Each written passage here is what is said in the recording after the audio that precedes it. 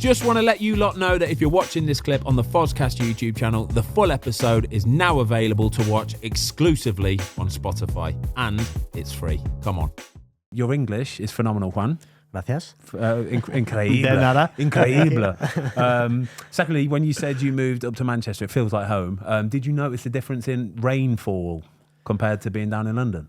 A little bit, but I have to say that I'm from the north of Spain, Asturias, which, I mean, is we were talking about Real Oviedo and just promoted to, that's my hometown. It rains a lot in Asturias, so I'm kind of used to that. But I have to say that I'm happy now in Sydney with not so much rain. How is it out there? What are you enjoying it playing out in Sydney? Yeah, it's amazing. I mean, lifestyle is incredible. The city has everything. It's like being in 5 different cities into one, because you have the CBD and all the big buildings and the offices and that busy part, and then you have nice beach 5 minutes away. Nature is crazy. It's an incredible country, so we're enjoying so much, and the league is growing. Football or soccer, as they call it there, is coming back to where it used to be a couple of years ago. They suffered a lot with COVID in the sport, but they're coming back, and it's a great place to be. Yeah, it's lovely, mate. Should we do a bit of nostalgic football chat here, Tom? Yeah, absolutely. Should we go back to 2011? Should we talk about Juan Mata signing for Chelsea? And winning everything in 2 years in a row. You had a 2-year spell, right? 2010 to 2012. Yeah. You won the World Cup, you won the Euros, an FA Cup and a Champions League. That's not a bad little haul for a couple of years, is it? I thought football was easy. You've done it already. Keep coming, keep going. You don't realize how difficult it is until you don't win for many years, you know. But to be fair, in that span of 2-3 years, everything was going our way, my way, both with club and with the national team, of course, with Spain. So I was enjoying so much. I was still, I don't know, 23, 24. So it was a good time to be alive. So 2011 then, signed for Chelsea. A lot of money, yeah? It was a lot of money at the time. Did you feel nervous ahead of this move? Because this was the big one for you, wasn't it? Like I say, a lot of money, a lot of pressure. You join in a team who were popping at the time, full of megastars already. Yeah. It was, I mean, I spent 4 years in Valencia, so I think I grew a lot as a player and as a person in Valencia, getting to know the demands of professional football, and I was ready for a move. Valencia needed money at the time, so I was ready for that. You know, I was ready for a new chapter, living in London, playing for a club like Chelsea, and coming to the dressing room and seeing, Petr Cech and Didier Drogba and Frank Lampard, John Terry. And I remember my first day, I arrived and I think the team was away, but Petr Cech was injured. And as soon as I came in, he said, "Hola Juan, ¿cómo estás?" in Spanish, and perfect Spanish. The next day I saw him talking Italian. Then the next day in French, in Portuguese. He's a genius. He is a genius, yeah, isn't he? He is an incredible guy. And so to have teammates like them, it made my life easier. But everything felt that was right. In the first game that I played, I scored a goal against Norwich. And then that season was not easy in the Prem. So we were not playing so good and not getting good results. But we ended up winning the Champions League and the FA Cup. The champion, club-wise, club career, is that the highlight of it all? The Champions League, do you think?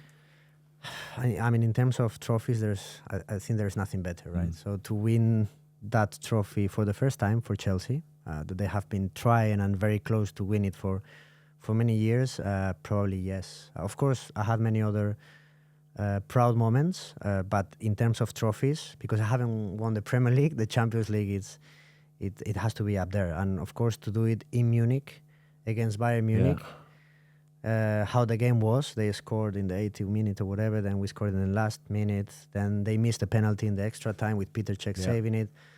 It was unbelievable day. Yeah. Do you remember your penalty? What penalty? No.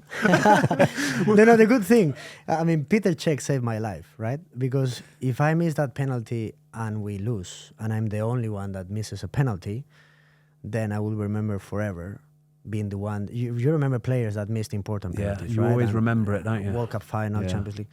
So when I missed a penalty, which it was a bad penalty, I wanted Peter to just save one, and then let's see what happens. And if we win, fantastic. But just please save one. Give me a chance. Give me a Just chance. give And me then a save chance. two. He saved two, Yeah. and then we won. So What's the nerves like, Juan, when you're walking up to take that penalty? It's a Champions League final. You're in Germany playing against Germans. There, everybody is baying for you to miss. Right? Can you try and explain how bad is that walking up there?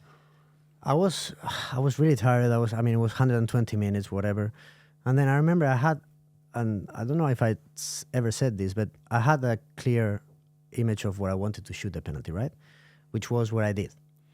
But then the goalkeeper coach, before the penalty shootout, told me, Neuer with a left foot player always goes that way. Yeah. So I was like, I was going to go there, like, what do I do now? Anyway, he was right. I should have listened to the goalkeeper coach, Christoph. But then as soon as I put the ball and I made the runner, I thought, I'm showing so much that I'm going to go there, so I'm going to change it. And then it became this awkward thing.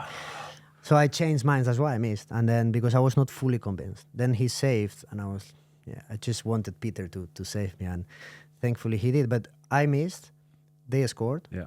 We scored. They scored. And I'm like, come on now. And then thankfully the Saint Petr Cech saved me. Petr came on the podcast a few weeks ago. Yeah. And he's an impressive guy. He's a genius, mate. He's a genius. There's too much going on in there. Yeah, There so is. many things There's going too on, yeah. much going on in there. He's a genius.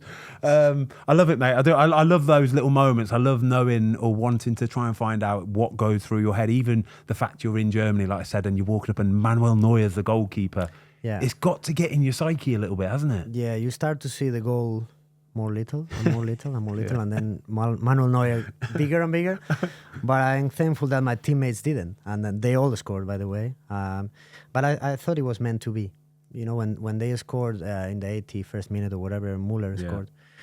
And then in the last corner kick of the game, Didier scored a header, and it was meant to be. We suffer in the Premier League, but from the last 16, we lost in Naples 3-1, and then we came back 4-1 at Stamford Bridge, and then we went through Benfica, Barcelona with Messi missing a penalty also. So I felt it was written, for us to win it. And Didier was known just as the final guy, wasn't he? Scoring in all the big games. Yeah. What was he like to play with, Didier? Because we always say, don't we, like on the best days. It's about as good as you get. Like you said, he was unplayable. He's the one performance that stands out above everybody else's was against Didier Drogba, and he was unplayable that day. Whenever he had to be and he had to score a goal, he was always there. And whether it's in Wembley, where he scored I don't know how many goals, where it was finals, you could always rely that he will deliver, right? So he's a fantastic guy. He's a force of nature off the pitch and a great leader in the dressing room. But especially that final, he did everything. He scored that goal. I mean, I put the corner in, and the only thing I wanted is please lift the ball. Yeah. Like put it in the box somewhere. Because these last minute kicks that you can kick it away horrible. or... Nothing worse. And then it's like finish the game. And you're tired. And exactly. So I just tried to put it somewhere there. And so thankfully it went to him, and then he made everything and scored that goal, and then he scored the penalty. He made a penalty, actually. He gave the penalty away. He gave the penalty away, yeah. And they missed it. So it was written for him. He didn't also. miss it. Petr Cech saved it, all right? Well, There's a big difference, sorry. all right? There's a big difference. This is forward talking now. But yeah. Thanks everybody for watching. We hope you enjoyed this clip of the Fozcast. If you would like to watch the full episode, it is now available exclusively on Spotify for free.